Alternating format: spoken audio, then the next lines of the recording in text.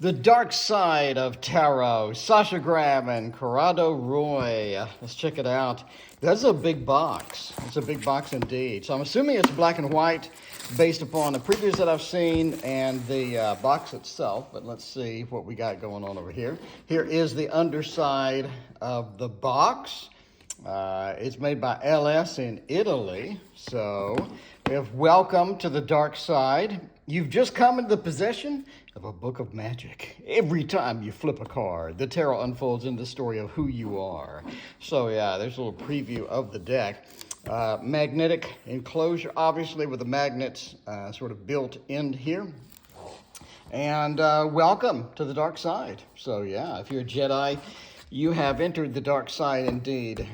All right, the book is actually in color, which is kind of surprising. But yeah, so there we go. It is a nice book. I mean, it is a well-bound book. So it looks like about 190 pages. For each card, you do have a pretty good spread there. So Nine of Pentacles, for example, has about half a page with Venus and Virgo at the bottom there. For majors, we have, let's see, the Wheel of Fortune with about 3/4, 2/3 a page-ish. So with the original and then the Dark Side of Tarot card over there. So very cool. I mean, very nice feeling book. And a good bonus there to the tarot deck. Obviously, it's made by LS, so I have no idea what we're going to get. So let's see what it looks like overall. Let's try to open it without severing my finger or the deck would be nice. And yeah, let's check out the Dark Side of Tarot indeed. Okay, so here you have the LS. We have the, for news and information, follow LS on Instagram, Facebook, etc. So let's look at the cards. Here is obviously the back of the cards. And the Dark Side of Tarot is there. Now, these are very shiny. You can kind of see the reflection of the lights in the room. And they do spread really, really nicely.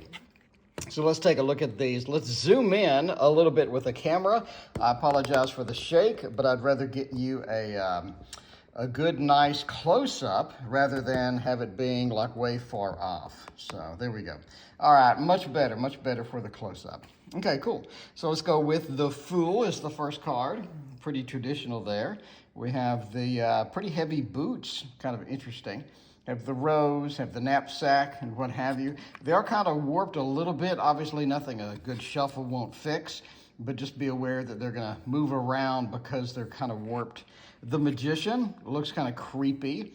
The snake around the waist and what have you. You do have the High Priestess. Sort of interesting expressions on these people as well. Holding the Torah between the two. We have the crescent moon at the bottom and all of the pomegranates and what have you. We have the Empress over there with another unusual expression. And yeah, just kind of a very dark looking card, I guess. We have the Emperor over here with the Aries feel there with the ram and what have you. And okay. I'm not really sure, like, what is dynamic. I really need to read the book, obviously, on here. You have the Hierophant, has sort of a creepy look on their face as well. And then we have the Lovers. So, yeah, all of the color removed. You do have a bit of a grim expression or a grim feel throughout. Just kind of interesting. Sort of the robe is dark. The landscape is dark and what have you. So it is the Dark Side of Tarot. So this almost looks like it's made of wood now instead of stone, just based upon sort of the scheme of things. And again, another grim expression and what have you. We do have all of the traditional symbols, the stars, the wand. And yeah, so we have the Strength card with the very flowing mane of that lion. And again, sort of a grim expression. Same thing with the Hermit. Hermit looks very grim indeed with the light. And let's see. Then we have the Wheel of Fortune, which has a little more detail on the demon on the side there. So that's kind of interesting. But other than that, it looks pretty familiar. Then the Justice card, again, more grim expressions. Very, very dark indeed. So, yeah. And borders are not too bad. So the Hanged Man with the, yeah, a little bit of a light over there, and sort of tied up with a traditional pose.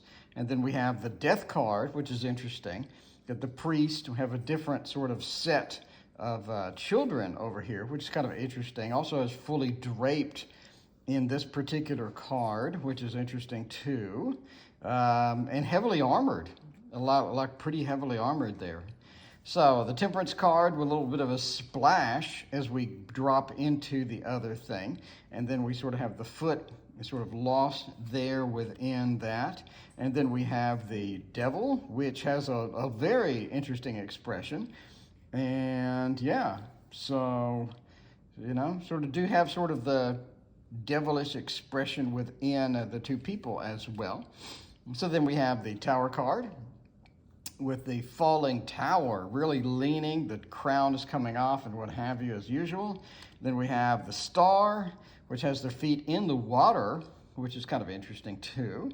You do have a pathway sort of formed with that, but they're more of a sort of a close-up from the perspective there. We have the moon, pretty interesting. It's sort of interesting. It's almost like that the water is coming up into the land. So the water and the pathway or the road is one together, which I didn't see that coming. The sun card, grim expression on the horse indeed, riding towards us. We have the flag, and I don't see where the pole is that they're usually holding. So the judgment card, very expressive faces on these people. Well, the grim expression on the trumpeter, I guess. Then we have the world. All right, let's move on here to the cups. We got the ace of cups here, the diving sort of dove carrying the symbol. Then the two of cups, with the, yeah, pretty traditional there. And the three of cups with the celebration and sort of a lack of harvest around their feet. They are very close by each other as traditional, but the lack of food and whatnot at their feet is interesting. Four of cups, that is wild just how different of a color that particular cup has versus the other ones. Then we have the five of cups, the disappointment, the bridge is there, the city is there. The six of cups, a little bit closer in, the guard is missing. I don't really see the guard over there. So it's a little bit more focused in. There are no flowers within the cups. So, and the foliage is actually blocking the house rather than making an open way into sort of the house area. The clouds are a bit thick in this particular card. The expression is similar, but the cups are again very different looking. Not as shiny, not as vibrant, not as in your face. The eight of cups, the mountains look a little different. There's either like all of this is water or none of this is water. I'm not sure what's going on. Normally you'll have pathways of water nested into the land here, and that appears to be gone. The nine of cups has nothing that the cups are sitting on. Normally you have a table in the background. And then the 10 of cups, happy home, happy family, a lot of foliage blocking the pathway to the house. So it is sort of a blocking, a lot of blocking of paths. So now we have the traditional fish with the page. Page looks a little bit older in that card to me. We have a Knight of Cups, well armored, and sort of looking at the cups in introspection. We have the Queen of Cups, kind of pretty much the same-ish. And then the King of Cups with some unusual shoes here. So let's go for the Pentacles. We have the pathway, very traditional. Everything looks kind of similar, missing a lot of foliage in the foreground. Then you have a Two of Pentacles with the balance, and the foot is behind one another. You don't have anything that they're standing on. It appears they're standing in midair, which is unusual. And then we have the Three of Pentacles, and they're not holding specifications in this particular card. So the 4, pretty traditional. The 5 is kind of traditional. Yeah, kind of. They look older. Everybody looks a little older in these cards, just my opinion. The 6, pretty traditional here with the symbolism and the 2 people receiving and the balancing aspect that's going on. We have the 7, again, pretty traditional as sort of planting things, getting things put into the ground. The 8 as well, except it's just pure dark on the opposite side of them. And then we have the 9, which is pretty standard. There's no buildings behind them, so it's a little bit changed. The 10, again, pretty standard. You have the dogs, the elderly, the young children, so all of the generations within the context of that. So the page, again, pretty standard. The knight as well. And the queen is the rabbit. The king, I mean, looks the same-ish. In a lot of cards, the king has their foot on something, so yeah. So the Ace of Wands coming out, the fingers are positioned a little bit differently, which is interesting. And then we have the 2, looking at the globe, but the city is not as pronounced in this particular card. Then we have the 3, okay, kind of cool. The 4, happy home, happy family, nobody underneath the chuppah. And the 5 with the fighting, the play fighting. The 6, wow, the people are very high up. Normally the people are lower down, but it almost seems like everybody is riding a horse, when normally it's only the person being celebrated that's riding the horse. 7 being defensive. The 8, sort of the movement of the wands, the action. 9, the bandage, the leaning upon the wands, what have you. And then a 10, that's interesting. It's like a straight shot into town. There's no intermediary road that they are standing on like normal. And they're also not as hunched forward as they normally are. They're still hunched a little bit, but not as pronounced as some of the other decks. You have the Page of Wands, the temples in the background, pyramids with the knight as well. And then the Wands Queen with a black cat, of course, with the sunflower in hand. You have a King of Wands over there. That's interesting. And then, all right, for the finale, we have the sword. So traditional there, penetration of Kether with the piercing of the crown. Have the 2 of Swords with the little islands in the background. 3 of Swords with the rain effects, the movement, the action lines for the movement. And then the 4, sort of the resting.